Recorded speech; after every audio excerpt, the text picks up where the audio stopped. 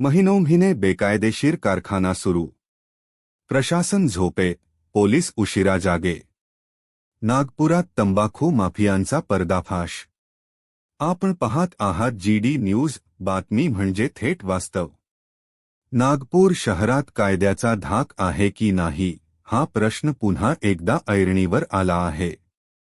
कारण महिनोंमहिने बंद असल्याचा दिखावा करणाऱ्या कारखान्यात खुलेआम प्रतिबंधित गुटखा, सुगंधित तंबाखू आणि पानमसाल्याचे उत्पादन सुरू होते आणि प्रशासनाला त्याचा थांगपत्ता नव्हता.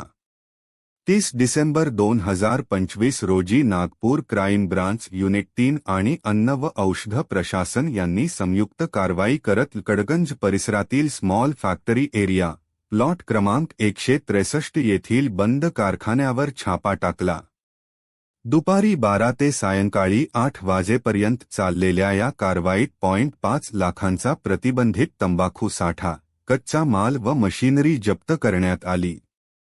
या प्रकरणात एकूण 8 आरोपींना अटक करण्यात आली आहे. अटक करण्यात आलेल्या आरोपींची नावे पुढीलप्रमाणे: अभिषेक अनिल साहनी, 42, इसरार अहमद शकील अहमद, मोहम्मद साजिद मोहम्मद कला अंसारी, मोहम्मद आलिम मोहम्मद आरिफ, मोहम्मद अतीक मोहम्मद हनीफ, 38, इकबाल अयूब धारा, 60, इकबाल अयूब धारा, मस्कासात चौक परिसर, अब्दुल रहमान कासिम अंसारी. सर्व आरोपींना कडगंज पोलीस ठाण्याच्या ताब्यात देण्यात आले असून food safety and standards act 2006 आणि भारतीय न्यायाच्या संबंधित कलमांखाली गुन्हा दाखल करण्यात आला आहे.